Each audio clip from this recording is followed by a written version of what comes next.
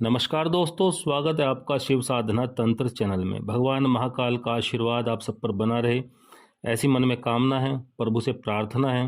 आज की इस वीडियो में हम चर्चा करेंगे कि कैसे हमारे द्वारा किए गए कर्म समय व्यतीत होने के साथ साथ अनंत गुना फल देने के लिए बाध्य हो जाते हैं, और क्यों हमें किसी के द्वारा किए गए कर्म का निर्णय नहीं देना चाहिए कि वो पाप कर्म है या पुण्य कर्म। विशेष रूप से पाप कर्म मानकर क्यों उसके कर्मों की चर्चा हमें नहीं करनी चाहिए।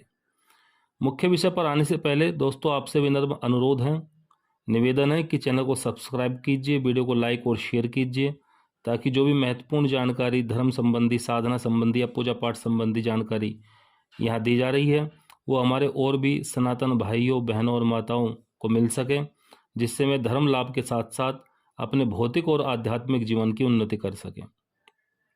चैनल का मुख्य उद्देश्य भी यही है। तो मुख्य प्रसंग एक पौराणिक प्रसंग के साथ में जुड़ा हुआ है, जो कुछ इस प्रकार है कि काफ़ी समय पहले एक राजा था, और राजा बहुत सदाचारी, प्रजापालक और विशेष गुणों से संपन्न था। सारी प्रजा उसके गुणों से संतुष्ट थी। उसके राज्य में संपूर्ण खुशहाली से सब लोग रह रहे थे। तो एक बार राजा जंगल में शिकार करने के लिए गया हुआ था, अपनी एक टुकड़ी के साथ में। एक टुकड़ी उसके साथ थी जिसके साथ वो जंगल में शिकार के लिए गया हुआ था।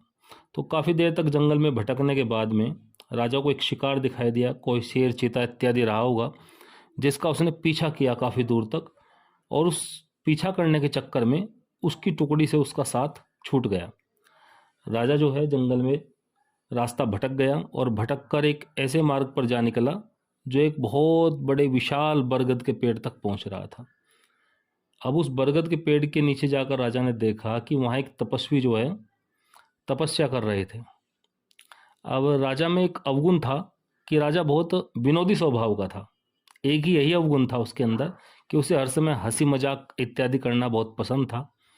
तो अपने इसी स्वभाव के कारण से, या प्रभु की जैसी भी इच्छा रही होगी, शायद नियति का यही निर्णय था कि राजा अपने घोड़े से उतरा और उस तपस्वी के सामने जा पहुंचा। तपस्वी तो अपनी आंख बंद की अपनी तपस्या में लीन थे, महर्षि।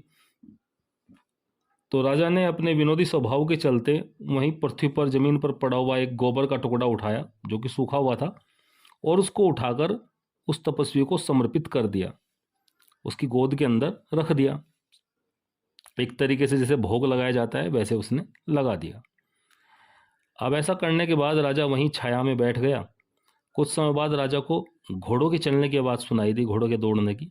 तो राजा को लगा कि उसकी टुकड़ी यहीं कहीं आसपास ही है।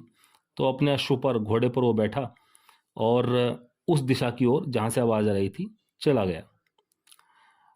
कुछ दूर जाकर उसने देखा कि उसकी टुकड़ी वहीं थी, तो अपनी टुकड़ी के साथ अपने राजमहल वापस लौट आया और अपने नित्य जो उसका राज दरबार इत्यादि वाला कार्य था, राजा का जो भी कार्य था, उसमें लग गया।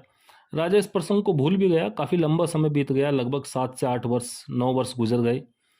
राजा को इस विषय में कुछ भी याद नहीं रहा।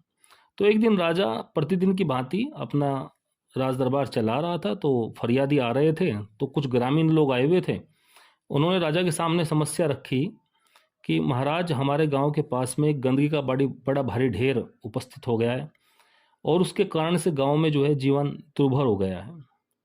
अब राजा ने सोचा, विचार किया कि उसके राज्य में तो सफाई व्यवस्था बहुत सुलभ थी, अच्छी थी, लेकिन फिर भी ऐसी समस्या प्रजा को झेलनी पड़ी। तो क्या कारण हो सकता है, चलकर देखना चाहिए। तो राजा ने अपने मंत्री इत्यादि को कहा, चलने के लिए तैयार किया, और उनके साथ में, ग्रामीणों के साथ में चल पड़ा।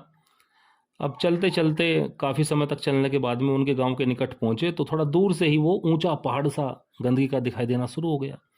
तो जैसे जैसे वे नज़दीक बढ़ते, तो वहाँ से दुर्गंध उनको बहुत अत्यधिक आने लगी। तो यहाँ तक कि समीप पहुँचने पर राजा को अपनी नाक पर वस्त्र रखना पड़ा, अपनी नाक को वस्त्र से ढकना पड़ा। वहाँ पहुँचकर राजा ने देखा जैसे गोबर सड़ जाता है ना, ऐसा ढेर लगा हुआ है।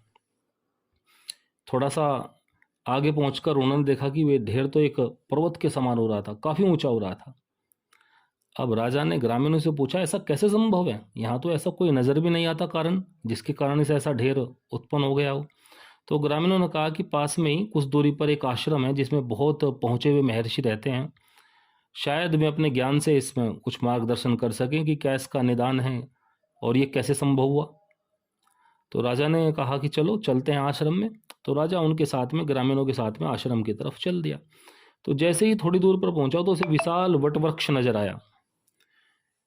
वटवृक्ष को देखकर राजा के मस्तिष्क में विचार कौंधा कि शायद मैं यहाँ पहले आ चुका हूं, लेकिन उसे कुछ खास याद नहीं आया। थोड़ा और आगे बढ़ने पर वह आश्रम आ चुका था। अब सब अपने रथ से, घोड़ों से उतरे और आश्रम में प्रवेश किया ग्रामीणों के साथ में। आश्रम में प्रवेश करते ही राजा आश्चर्यचकित हो गया कि यहाँ तो दुर्गंध नाम की चीज नहीं, जबकि आश्रम उस ढेर के नजदीक है, गांव उस ढेर से दूर है। तो ग्रामीणों ने बताया कि महर्षि का तेज इतना अत्यधिक है कि वातावरण इतना पवित्र हो गया है आश्रम का कि बाहरी जो भी दुर्गंध है, बाहर के वातावरण की जो भी कलुषता है, वो आश्रम के अंदर प्रवेश नहीं कर पाती। अब राजा बहुत प्रभावित हुआ। उसने कहा ऐसे महर्षि के तो दर्शन अति शीघ्र करने चाहिए। तो राजा को महर्षि की कुटिया में ले जाया गया। अब जैसे ही राजा अंदर पहुंचा तो सामने महर्षि बैठे हुए थे। अब राजा महर्षि को देखते ही एकदम सारा वृत्तांत राजा के मस्तिष्क में जो है चक्कर काट गया। वो बरगद का पेड़, ये महर्षि, तो राजा को अपना किया हुआ कर्म याद आ गया जो 9 वर्ष पहले राजा ने किया था कि एक दिन ऐसे भटक के आया था और वो गोबर जो है इन महर्षि की गोद में रख दिया था। लेकिन राजा ने अपने मस्तिष्क में फिर भी गणित लगाया कि महर्षि की आंखें तो बंद थी, ये मुझे क्या पहचान पाएंगे। तो राजा अपने भावों को दबाते हुए महर्षि के चरण स्पर्श इत्यादि किए और बैठ गया। राजा ने कहा कि ग्रामीण इस तरीके से समस्या लेकर आए थे, आपके आश्रम के निकट ही ये गंदगी का ढेर हो गया है, तो महर्षि किस कारण से और इसका निदान क्या है। अब महर्षि ने कहा कि कृपया आप पहले अपने मंत्रीगण इत्यादि को बाहर भेजिए, तो मैं इसका कारण आपको बताता हूँ। तो राजा ने सबको बाहर भेजा। तब महर्षि बोले, राजन, ये आपके ही कर्मों का फल है। अब राजा आश्चर्यचकित हुआ, बोला कैसे? कहने लगा, आप याद कीजिए, जबकि राजा को तो खैर पहले ही याद आ चुका था, आप याद कीजिए कि आज से काफ़ी समय पहले मैं तपस्या में बैठा हुआ था पेड़ के नीचे, तो आपने मुझे भेंट में क्या दिया था? वो गोबर का टुकड़ा। अब राजा से तो बोला नहीं गया, महर्षि ने स्वयं ही कहा, वो गोबर का टुकड़ा आपने मुझे भेंट किया था, उसका मैं क्या करता? उसको मैं वहीं छोड़ आया था। आज वही टुकड़ा ब्याज दर ब्याज अनंत गुना होकर इतने वर्षों में उस ढेर के रूप में परिवर्तित हो गया। अब राजा ने पूछा, इसका निदान क्या है? महर्षि ने कहा कि राजा, ये तो आपके कर्मों का फल है, इसको तो आपको लेना ही पड़ेगा, इसका भोग आपको लगाना पड़ेगा। जिस प्रकार आपने मुझे भोग लगाया था, अब उस भोग का ये जो फल बना है ये आपको भोगना होगा। अब राजा पसीने पसीने हो गया, भय से कांपने लगा कि इतना बड़ा गंदगी का ढेर कैसे भोगा जाएगा।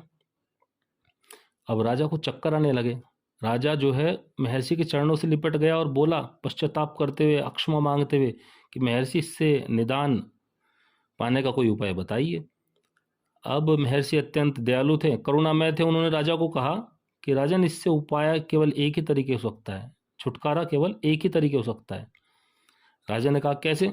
कहने लगे, आप कोई ऐसा कर्म कीजिए जो दिखने में तो पापपूर्ण हो, लोग आपकी बुराई करें उस कर्म को करने के लिए, लेकिन आपका हृदय पवित्र हो और आपका उद्देश्य भी पवित्र हो। राजा ने कहा, चलो मैं विचार करता हूँ महर्षि किसी ऐसे कार्य के बारे में। तो राजा अपने महल को लौट गया। रात को उसे नींद नहीं आई, पूरी रात सोचता रहा। तो सुबह के समय प्रातःकाल उसे एक विचार कौंधा उसके मस्तिष्क में। उस पर उसने चलने का निर्णय लिया। कुछ दिन बाद उसके राज्य में वार्षिकोत्सव था, वर्ष में एक बार होता था। आसपास के राज्यों से भी महिलाएं पुरुष आते थे, बहुत भीड़ भाड़ रहती थी। तो जब वार्षिकोत्सव शुरू हुआ कुछ दिन बाद, उस दिन प्रातःकाल राजा अपने राजमहल से निकला घोड़ा दौड़ाते हुए अपने रथ के साथ में। और उस नगर में जो भगवान विश्वनाथ का, महाकाल का एक मंदिर था, भगवान शिव का, उसके जो पुजारी थे, उनकी कन्या जो अत्यंत रूपवती थी, उसको मंदिर के सामने से ही बलपूर्वक खींचकर अपने रथ के अंदर बैठा लिया और भरे बाजार से दौड़ाता हुआ सीधा राजमहल में प्रवेश करके अपने शयन कक्ष में पहुंच गया। शयन कक्ष में उस कन्या को जाकर बोला, कन्या, तुम मेरी पुत्री के समान हो, मैं तुम्हें कुछ दिन इस कक्ष में रखूंगा और उसके बाद तुम्हारा सुयोग्य ब्राह्मण कुमार से विवाह में कराऊंगा और कन्यादान में स्वयं करूंगा।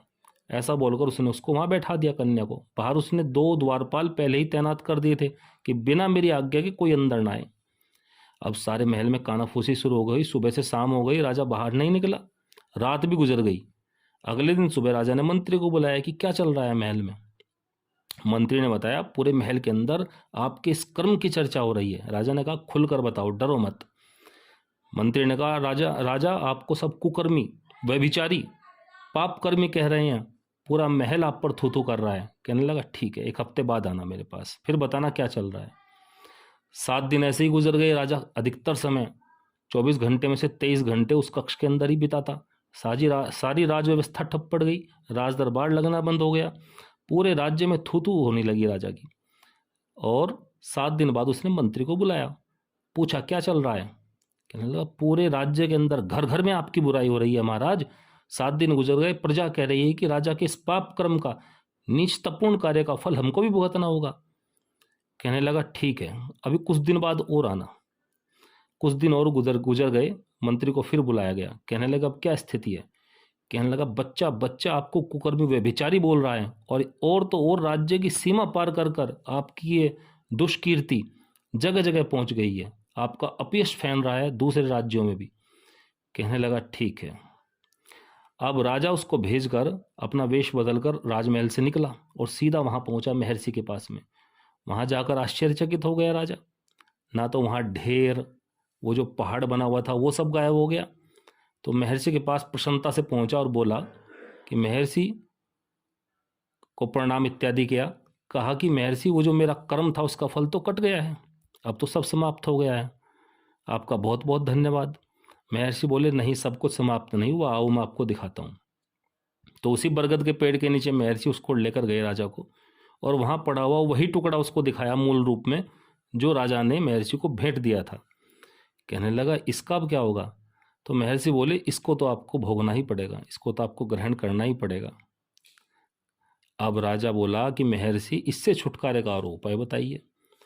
तो महर्षि बोले कि आपके राज्य में एक लोहार रहता है, उसने आपके इस कर्म की कोई बुराई नहीं की, अगर वह भी इस कर्म की आपकी बुराई कर दे तो ये भी जो है आपका समाप्त हो जाएगा, कट जाएगा। अब राजा महर्षि के पास से तुरंत उस लोहार के पास पहुंचा और उस लोहार को कहा कि मैं दूसरे राज्य से आया हूं और आपके राज्य में तो आपके राजा का ऐसा अपयश, अपकीर्ति फैली हुई है, आप कैसे इस राज्य में रह रहे हैं। कहीं ना कहीं उस राजा के द्वारा किए गए कार्य का फल आपको भी मिलेगा। अब वो कहने को तो लोहार था, लेकिन परम विष्णु भक्त था, और इतना बड़ा भक्त था कि राजा की मन की बात जान गया, राजा को पहचान गया और बोला कि राजा क्यों अपने द्वारा किए गए कार्य का जो भोग है वो मुझको भुगवाना चाहते हैं, वो भोग मुझको लेने पर क्यों मजबूर कर रहे हो। मैं इस विषय में कुछ नहीं बोलूँगा। अब राजा निरुत्तर होकर वापस महर्षि के पास पहुंचा और उसको ये सब बात बताई। महर्षि बोला तो राजन ये तो आपको भोगना ही पड़ेगा। तो कहते हैं कि राजा को वो गोबर का टुकड़ा खुद खाना पड़ा था, तब उसके कर्मों से उसका छुटकारा हुआ था। तो वापस राजा अपने राजमहल में पहुंचा और उस ब्राह्मण कन्या को ससम्मान बाहर लेकर आया। वार्षिकोत्सव का जिस दिन आखिरी दिन था, उस दिन मंच से उसने घोषणा की कि मैं इसका धर्मपिता बनकर इसका कन्यादान मैं स्वयं करूंगा, और इसका जो भी ब्राह्मण कुमार इससे विवाह करेगा शास्त्रार्थ करके, अर्थात अपनी योग्यता सिद्ध करके, उसके साथ में इसका विवाह कराऊंगा और अपने राज्य का आधा भाग उस ब्राह्मण कुमार को भेंट करूंगा। अब ये घोषणा सुनकर पूरी राजा की जो प्रजा थी वो राजा की जय जयकार करने लगी और अपने कर्मों को पश्चाताप करने लगी कि हमने अपने राजा को ऐसा बुरा भला कहा, ये तो बहुत धर्मात्मा राजा है। लेकिन तब तक तो राजा का बहुत सारा बुरा कर्म कट चुका था। तो दोस्तों, इस प्रसंग के माध्यम से मैंने आपको जिस ओर समझाने का प्रयास किया आप समझ ही गए होंगे कि क्यों हमें किसी दूसरे के कर्म का निर्णय नहीं लेना चाहिए कि वो पाप कर्म कर रहा है या पुण्य कर्म कर रहा है, और विशेष रूप से पाप कर्म, क्योंकि जितना हम उसका प्रचार करेंगे तो उसके द्वारा किए गए कर्म का भोग हम भी भोगेंगे। हमें हमेशा पुण्य की चर्चा करनी चाहिए, भगवत कथाओं की चर्चा करनी चाहिए, भगवान की कथाओं का हमें आपस में प्रसंगों का चर्चा में लेना चाहिए, जिससे हमें पुण्य फल की प्राप्ति हो। और अगर किसी दूसरे व्यक्ति की चर्चा करनी ही हो, चाहे किसी व्यक्ति में 1000 बुराई हो, लेकिन उसने कम से कम उसमें एक अच्छाई तो होगी, आप उस अच्छाई की चर्चा करें, उस अच्छाई को देखने का प्रयास करें, क्योंकि जैसा आप देखोगे वैसा ही आपको मिलेगा, जो आप ढूंढोगे वही पाओगे, साफ बात है ये तो। अगर आप अच्छाई ढूंढोगे तो आपके जीवन में भी कहीं ना कहीं अच्छाई आएगी, पुण्य ढूंढोगे तो पुण्य की प्राप्ति करोगे। जैसे एक बीज और वृक्ष का उदाहरण आपको पता ही होगा कि एक बीज जब बोया जाता है तो उसके वृक्ष बनने में और वृक्ष पर फिर फल बनने में कितना समय अंतराल है, और फिर जितने भी फल लगे एक वृक्ष पे, मान लो 100 फल लगे, एक बीज से 100 फल, और 100 फल के फिर 100 बीज हुए। में 100 बीज जब दोबारा आप धरती में डालेंगे तो उनसे 100 वृक्ष पैदा होंगे और 10,000 बीज बनेंगे। फिर में कितने लाख, मतलब एक क्रम इस तरीके से बनेगा, एक बीज से आप 1000 किलोमीटर का आप जंगल बना सकते हैं। इस प्रकार हमारे कर्म अनंत गुना होकर वापस हमारे पास ही लौटते हैं। तो हमें किसी के बारे में कोई भी चर्चा करने से पहले 1000 बार सोचना चाहिए।